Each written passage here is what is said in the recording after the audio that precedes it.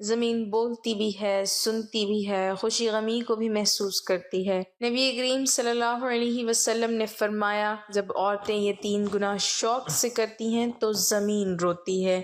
وہ 3 گناہ یہ ہیں: بسم اللہ الرحمن الرحیم۔ اس زمین پر زندگی سب سے پر اسرار چیز ہے۔ زندگی کہاں سے آئی کوئی نہیں جانتا۔ اس بارے میں کئی سائنسدانوں اور فلسفیوں نے اپنے اپنے نظریات پیش کیے ہیں، مگر ان میں سے ابھی تک کسی نظریے کی بھی تصدیق نہیں ہو سکی ہے۔ زمین تقریباً 4.5 ارب سال پہلے وجود میں آئی تھی۔ تب یہ کائنات کے بہت سے دیگر سیاروں کی طرح ایک ویران تھی، اور یہاں لگ بھگ 20 کروڑ سال تک سناٹوں کا راج رہا۔ زندگی کے ابتدائی آثار 3 ارب 70 کروڑ سال پرانے ہیں۔ سائنسدانوں کا کہنا ہے کہ 4 ارب 30 کروڑ سال پہلے کرۂ ارض کے ماحول میں ایسی تبدیلیاں آنا شروع ہوئیں جو زندگی کے لیے سازگار تھیں۔ تاہم زندگی کے اولین آثار 3 ارب 70 کروڑ سال پہلے ظاہر ہونا شروع ہوئے، جو پانی، خشکی اور چٹانوں میں فاصل کی شکل میں تھے۔ فاصل کسی مردہ چیز کے اس بچے کچے حصے کو کہتے ہیں جو وقت کے سفر میں شکست اور ریخت سے بچ گیا ہو۔ ماہرین کو ملنے والے قدیم ترین فاصل ذرات کی شکل میں چٹانوں سے چپکے ہوئے تھے، جو صرف قیاس آرائی میں مدد دے سکتے تھے۔ زندگی کی ابتدائی شکل کے بارے میں 2 بنیادی نظریات ہیں۔ پہلا یہ کہ زمین کا ماحول سازگار ہونے پر پانی میں زندگی کا جنم ہوا۔ اپنی ابتدائی شکل میں زندگی ایک خلیے پر مشتمل جراثیمی شکل میں تھی۔ دوسرا نظریہ یہ ہے کہ زندگی کہیں باہر سے آئی اور یہاں کے سازگار ماحول میں تیزی سے پروان چڑھی اور اس نے بے حد و حساب اشکال اور روپ اختیار کر لیے۔ لیکن ان دونوں نظریات کو ثابت کرنے کے لیے ایسے ٹھوس حقائق اور شواہد موجود نہیں ہیں جو سائنس کی کسوٹی پر پورے اتر سکیں۔ آگ کے گولے سے اپنے سفر کا آغاز کرنے والا سیارہ زمین کروڑوں برسوں سے زندگی کی معاملت کا ضامن ہے۔ اربوں انواع کی مخلوقات اس زمین سے اپنی بقا جوڑے ہوئے ہیں، جبکہ یہ سیارہ خود بھی اربوں سال پرانا ہے، مگر ماحولیاتی تبدیلیوں اور تیزی سے وقوع پذیر ہوتے رد و بدل سے واضح ہے کہ زمین زندگی کی بقا کی ضمانت واپس بھی لے سکتی ہے۔ اس لیے ضروری ہے کہ اپنے اس سیارے کو ٹھیک سے جانا جائے۔ آئیے سیارہ زمین سے متعلق کچھ دلچسپ باتیں جانتے ہیں۔ ہمارا سیارہ زمین نظام شمسی کا تیسرا سیارہ ہے۔ گو کہ سائنسدان ایک طویل عرصے سے کائنات کے دیگر مقامات پر زندگی کے سراغ کی کوشش میں ہیں، تاہم اب تک کی انسانی معلومات کے مطابق زمین وہ واحد مقام ہے جہاں زندگی کی اربوں انواع موجود ہیں۔ نظام شمسی میں زمین 5واں سب سے بڑا سیارہ ہے۔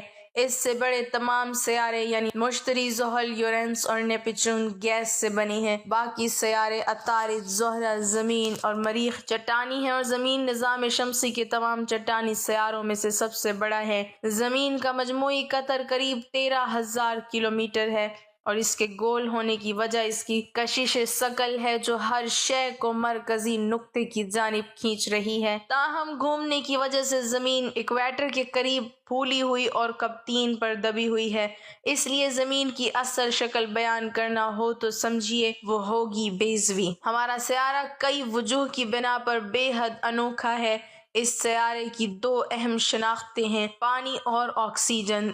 پانی زمینی سطح کے 71% پر پھیلا ہوا ہے، جس کا زیادہ تر حصہ سمندروں پر مشتمل ہے، جبکہ زمینی کرۂ ہوائی کا 5واں حصہ آکسیجن ہے۔ زمین سورج کے گرد تو چکر لگا ہی رہی ہے، مگر ساتھ ہی خود اپنے محور پر بھی لٹو کی طرح گھوم رہی ہے۔ زمین کو اپنے محور پر ایک گردش مکمل کرنے میں 23.93 گھنٹے لگتے ہیں، یعنی ایک دن 24 گھنٹوں کا نہیں ہوتا بلکہ 24 گھنٹوں سے کچھ ساعتیں کم کا ہوتا ہے۔ اسی طرح زمین سورج کے گرد ایک مکمل چکر 365.26 دنوں میں طے کرتی ہے۔ اسی لیے ہر 4 برس کے بعد لیپ کا سال فروری کے 29 دن 366 دنوں کا رکھا گیا ہے۔ زمین سورج سے جس فاصلے پر ہے اسے گولڈ لاک زون کہتے ہیں۔ یہ ٹھیک وہ مقام ہے جہاں درجہ حرارت پانی کو مائع حالت میں رکھنے کے لیے درکار ہوتا ہے۔ درجہ حرارت کم ہو تو پانی برف کی شکل میں ٹھوس ہو جاتا ہے، اور درجہ حرارت زیادہ ہو تو پانی بھاپ کی صورت میں گیس بن جاتا ہے۔ زمین کا سورج کے گرد مدار عین دائروں نہیں بلکہ نظام شمسی کے دیگر سیاروں کی طرح بیض بھی ہے۔ ہمارا سیارہ جنوری کے مہینے میں سورج کے قدرے قریب اور جولائی کے مہینے میں قدرے دور ہوتا ہے، تاہم اس حرکت کا زمین پر درجہ حرارت پر زیادہ فرق نہیں پڑتا۔ زمین پر درجہ حرارت کو زمین کی محوری گردش متاثر کرتی ہے۔ سائنسدانوں کا خیال ہے کہ زمین تقریباً 4.5 ارب سال قبل سورج بننے اور یوں نظام شمسی پیدا ہونے کے وقت وجود میں آئی۔ سورج جلتی گیس کا ایک غبارہ ہے جو اپنی ہی تجاذبی قوت کے بل پر اپنے ہی اندر گرنے والی گیس اور وہاں ہائیڈروجن کے ہیلیم میں بدلنے والے عمل ائتلاف کا مرکب ہے۔ سورج کے وجود میں آتے ہوئے خلائی گرد کا زیادہ تر حصہ تو سورج ہی میں سما گیا، تاہم بچی کچی گرد نے نظام شمسی کے سیاروں اور خلائی چٹانیں، دمدار ستارے اور خلائی پتھر بنائے۔ ابتدا میں زمین پر ایک طویل عرصے تک خلائی چٹانوں اور پتھروں کی بارش جاری رہی۔ تب ظاہر ہے زمین پر زندگی نہیں تھی، تاہم سائنسدانوں کا خیال ہے کہ یہی خلائی پتھر زمین پر پانی لانے کی وجہ بنے۔ ماہرین کے مطابق قریب 500 ملین برس قبل بھی زمین پر پانی کی مائع حالت میں موجودگی کے شواہد ملتے ہیں۔ زمین کی سطح جسے قشتر ارض کہا جاتا ہے دراصل نہایت باریک سی جھلی ہے۔ یہ سطح زیادہ سے زیادہ 70 کلومیٹر گہری ہے۔ زمین کا انر کور یا مرکزی مقام ٹھوس لوہے کا اور نکل کا بنا ہوا ہے، جبکہ آؤٹر کور یا مرکزی کا بیرونی حصہ لوہے اور نکل کی مائع شکل میں ہے۔ اس بیرونی مرکزی اور زمین کی سطح کے درمیان کا فاصلہ تقریباً 2900 کلومیٹر کا ہے۔ زمین کا ٹھوس مرکزہ مجموعی طور پر قریب 2600 کلومیٹر کا ہے، جبکہ آؤٹر کور 2250 کلومیٹر کا۔ اس کے بعد زمین کا مینٹل ہے۔ یہ تہہ تقریباً 2900 کلومیٹر موٹی ہے۔ زمین کے مرکزے میں لوہے کی موجودگی اور پھر زمین کی اپنے محور پر حرکت کی وجہ سے زمین اپنے گرد ایک مقناطیس میدان بناتی ہے، یعنی یوں کہنا مناسب ہوگا کہ زمین ایک گھومتا ہوا مقناطیس ہے۔ اسی مقناطیس کی وجہ سے سورج سے نکلنے والی تابکار شعاعیں اور ذرات زمین کی سطح پر نہیں پہنچ سکتے، بلکہ زمین کا الیکٹرو میگنیٹک فیلڈ یا برقناطیسی میدان انہیں باہر ہی سے دفع کر دیتا ہے، جبکہ ایسے ذرات جو زمین تک پہنچتے بھی ہیں وہ بھی قطبین کی جانب مڑ جاتے ہیں۔ قطب شمالی حتیٰ کہ یورپ کے انتہائی شمالی علاقوں میں ناردرن لائٹس اسی مظہر کا ثبوت ہے۔ اگر زمین کا مقناطیسی میدان موجود نہ ہو تو سورج کی تابکار شعاعیں زمین پر زندگی کا خاتمہ کر دیں، پھر زمین کا کرہ ہوائی یعنی زمین کے سطح سے اوپر چاروں جانب ایک نظر نہ آنے والے غبارے کی طرح بہت سی گیسوں کی موجودگی زمین پر زندگی کی ضمانت دیتی ہے۔ یہی کرہ ہوائی زمین کی جانب بڑھنے والے خلائی پتھروں کو رگڑ کر قوت کے ذریعے ہوا ہی میں جلا کر خاک کر دیتا ہے۔ اگر یہ کرہ ہوائی نہ ہو تو بھی زمین پر زندگی کا کوئی امکان بھی باقی نہ بچے۔ اگر قطبین کو ایک فرضی لکیر کی طرح جوڑا جائے تو زمین قریب 23 درجے کے جھکاؤ کی حامل ہے۔ یہی جھکاؤ اصل میں زمین پر موسموں کا سبب بنتا ہے۔ یہی جھکاؤ ہے جو خط استوا سے اوپر کے ممالک میں گرمیوں اور ٹھیک اسی وقت خط استوا سے نیچے کے ممالک میں سردیوں کا سبب بنتا ہے۔ سائنسدانوں کا خیال ہے کہ اگر یہ جھکاؤ نہ ہو تو زمین پر موسم معتدل رہتے ہیں۔ یہ مستقل جھکاؤ ہی ہے جس کی وجہ سے زمین پر زندگی پھلتی پھولتی ہے، چاہے وہ زمین کا حجم ہو یا زمین کے مرکزے میں موجود لوہا، زمین کا سورج سے فاصلہ ہو یا زمین کا کرہ ہوائی، چاند کی موجودگی ہو یا زمین کی محوری اور مداروی گردشیں۔ تمام تر عناصر اتنے اہم ہیں کہ اگر ان میں سے کوئی ایک بھی کم ہو جائے تو زمین زندگی کی معاونت ختم کر دے۔ اس کا اندازہ اس بات سے لگائیں کہ زمین کا مرکزہ بھی وہی ہے اور زمین کا سورج سے فاصلہ بھی، چاند بھی اتنی ہی دوری پر ہے اور زمین کی محوری اور مداروی گردش بھی۔ فقط زمین کے کرۂ ہوائی میں کاربن ڈائی آکسائڈ کی موجودگی میں اضافہ ہوا ہے تو اس کا نتیجہ کروڑوں کی تعداد میں مختلف مخلوقات کے خاتمے کی صورت میں نکلا ہے۔ سائنسدانوں کا خیال ہے کہ اگر زمینی کرہ میں ذرہ رساں گیسوں کا اخراج جاری رہا تو زمینی درجہ حرارت میں تیز رفتاری سے اضافہ ہوگا۔ واضح رہے کہ زمینی درجہ حرارت میں فقط 2 ڈگری اضافہ کیا جائے تو تقریباً 16% انواع اپنی بقا کے خطرے سے دوچار ہو جائیں گی۔ اگر یہ اضافی درجہ حرارت 5 درجے سینٹی گریڈ تو ہو جائے تو سمندری سطح میں 10 سے 60 میٹر تک کا اضافہ ہوگا، جبکہ سمندروں کے کنارے آباد تقریباً تمام شہر ختم ہو جائیں گے۔ اس کے علاوہ زمین پر موجود حیات کا ایک بڑا حصہ تلف ہو جائے گا۔ زمین نے زندگی کی ضمانت دے رکھی ہے، مگر یہ ایک باریک رسی پر چلنے جیسا عمل ہے۔ کسی ایک بھی عنصر میں ذرا سے لغزش کا مطلب ہے ایک بانجھ سیارہ۔ اللہ تعالیٰ نے اس دنیا میں کم و بیش 18,000 مخلوقات کو پیدا فرمایا۔ ان 18,000 مخلوقات میں سے انسان کو اشرف المخلوقات میں سے پیدا فرمایا۔ فرشتے بھی اللہ تعالیٰ کی مخلوق ہیں۔ فرشتوں کو اللہ تعالیٰ نے عقل تو دی ہے لیکن نفسانی خواہشات نہیں دی۔ جانور بھی اللہ تعالیٰ کی مخلوق ہیں۔ جانوروں کو اللہ تعالیٰ نے نفسانی خواہشات تو دی ہیں لیکن عقل نہیں دی۔ دنیا میں واحد ایک انسان ہے جس کو اللہ تعالیٰ نے نہ صرف نفسانی خواہشات دی ہیں بلکہ عقل سلیم بھی عطا کی ہے۔ عقل سلیم عطا کر کے اللہ تعالیٰ نے انسان کو 2 راستے دے دیے، ایک راستہ شیطان کا، دوسرا راستہ رحمان کا۔ کم و بیش 18,000 مخلوقات اللہ تعالیٰ کے حکم کی پابندی، یہاں تک کہ فرشتے تو اللہ تعالیٰ کے حکم کے بغیر پر بھی نہیں ہلا سکتے۔ واحد ایک انسان ہے جو اللہ تعالیٰ کے حکم کا پابند نہیں۔ اللہ تعالیٰ نے انسان کو حکم کا پابند نہیں رکھا۔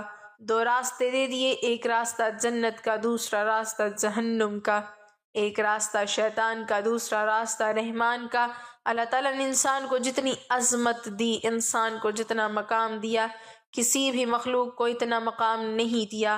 حضرت انسان نے اس دنیا میں آ کر جس کو اللہ تعالیٰ نے پسند فرمایا ہے، انسان کو اشرف المخلوقات بنا کر اللہ تعالیٰ نے حضرت کا لقب دیا۔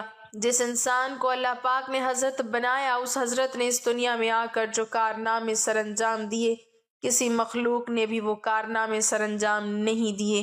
اللہ تعالیٰ کی تمام مخلوقات میں سے کسی بھی مخلوق نے زمین کو میلا نہیں کیا۔ واحد ایک انسان ہے جو اللہ کی دھرتی کے اوپر اللہ کی نافرمانیاں کر کر کے، گناہ کر کر کے زمین کو رونے پر مجبور کر دیا، زمین کو اللہ کے آگے فریاد کرنے پہ مجبور کر دیا۔ حضرت لوط علیہ السلام کی قوم کا ایک آدمی جو حضرت لوط علیہ السلام کا فرما بردار تھا، جو عبادت گزار تھا، وہ کہیں لمبے سفر کو جا رہا تھا۔ کڑکتی دھوپ تھی، تپتی ریت تھی، گرمی کا موسم تھا۔ جاتے جاتے راستے میں ایک درخت آیا۔ وہ مسافر تھوڑی دیر کے لیے درخت کے سائے کے نیچے سو گیا۔ جیسے ہی سویا، خواب کی دنیا میں اس نے دیکھا کہ زمین زار و قطار رو رہی ہے۔ زمین کو روتے ہوئے اس نے دیکھا، کافی کوشش کی پوچھنے کی کہ آخر کس چیز نے تجھے اس قدر رونے پہ مجبور کر دیا۔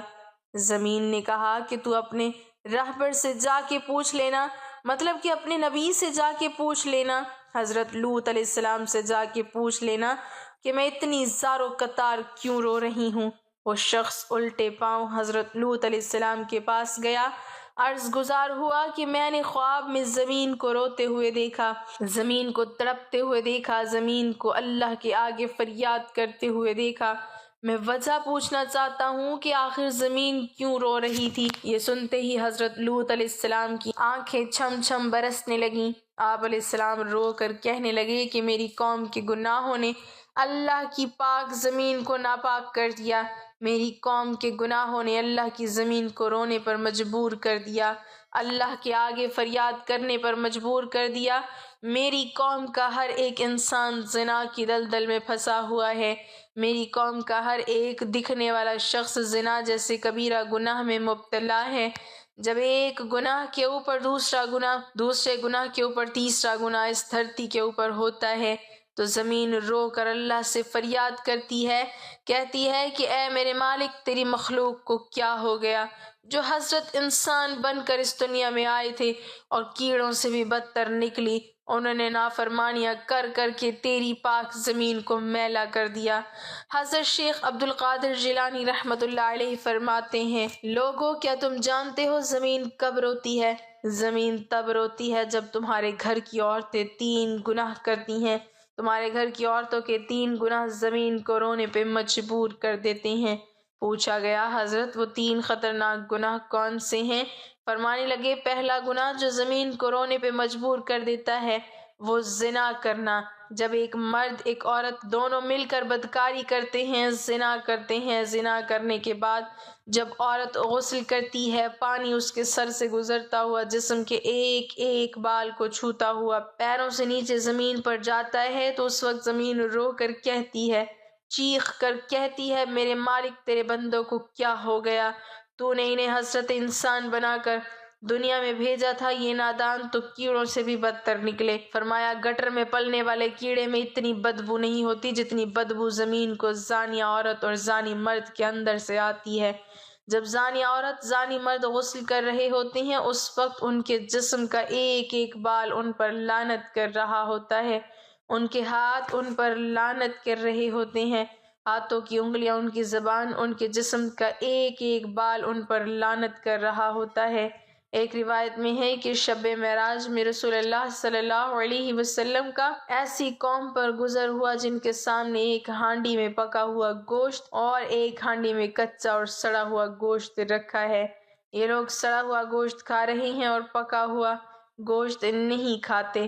آپ صلی اللہ علیہ وسلم نے دریافت کیا، یہ کون لوگ ہیں؟ جبرائیل امین نے کہا، یہ آپ صلی اللہ علیہ وسلم کی امت کا وہ شخص ہے جس کے پاس حلال اور طیب عورت موجود ہے، مگر وہ ایک زانیہ عورت کے ساتھ زنا کرتا ہے۔ حضور صلی اللہ علیہ وسلم ارشاد فرماتے ہیں، یعنی ضرور میری امت میں کچھ لوگ ایسے ہونے والے ہیں کہ حلال ٹھہرائیں گے عورتوں کی شرمگاہ یعنی زنا اور ریشمی کپڑوں اور شراب اور بازوں کو۔ فرمایا، عورت کا دوسرا گناہ جو زمین کو رونے پر مجبور کر دیتا ہے وہ ہے شوہر کی غیر موجودگی میں شوہر کی اجازت کے بغیر جو عورت گھر سے قدم اٹھا کر باہر رکھتی ہے، وہ قدم جب باہر کی طرف نکلتا ہے اس وقت دھرتی رو کر کہتی ہے، زمین چیخ کر کہتی ہے، کاش کہ تو اور نادان عورت، کاش کہ تو جان لیتی کہ شوہر کی فرما برداری کا مقام و مرتبہ کیا ہوتا ہے، کاش کہ تو جان لیتی کہ شوہر کی اجازت کے بغیر شوہر کی غیر موجودگی میں گھر سے باہر نکلنے کی سزا کتنی ہے، تو گھر میں مر جاتی، مٹ جاتی، لیکن شوہر کی اجازت کے بغیر اپنا قدم دروازے سے باہر نہ رکھتی۔ بیوی کا شوہر کی اجازت کے بغیر گھر سے باہر نکلنا حرام ہے، بس اگر وہ شوہر کی اجازت اور بغیر کسی شرعی عذر کے گھر سے نکلتی ہے تو نافرمان کہلائے گی۔ شوہر کی اجازت کے بغیر حتیٰ کہ اس کے منع کرنے کے باوجود تمام شرعی طور پر جائز کاموں کو انجام دینا حرام نہیں ہے، جیسے مقدس مقامات کی زیارت، گھر والوں سے ملاقات یا پھر حصول علم کے لیے شوہر کی اجازت کے بغیر گھر سے نکلنا، مگر اس صورت میں کہ جب یہ چیز شوہر کے شرعی حق میں رکاوٹ نہ بن جائے۔ فرمایا، عورت کا تیسرا گناہ جو زمین کو رونے پہ مجبور کر دیتا ہے وہ ہے پاؤں میں گھنگرو باندھ کے غیر محرم مردوں کے سامنے ناچنا، معاشرے میں بے حیائی پھیلانا، بے غیرتی پھیلانا، بے غیرتی کی طرف قدم اٹھانا، بے حیائی کی طرف قدم اٹھانا، گانا سننا اور بجانا شریعت میں حرام ہے، قرآن کریم میں ہے، اور بعض لوگ ایسے بھی ہیں جو ان باتوں کے خریدار بنتے ہیں جو اللہ سے غافل کرنے والی ہیں تاکہ اللہ کی یاد سے بے سمجھے گمراہ کرے اور اس کی ہنسی اڑائے، ایسے لوگوں کے لیے ذات کا عذاب ہے۔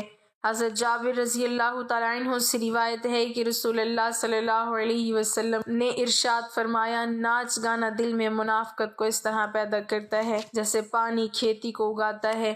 فرمایا، یہ 3 ایسے بدترین گناہ ہیں جو دھرتی کو ناپاک کر کے زمین کو رونے پر مجبور کر دیتے ہیں۔ اللہ پاک ہمیں بہتر عمل کرنے کی توفیق عطا فرمائے اور ہمیں نیکوکاروں میں شامل کرے، آمین۔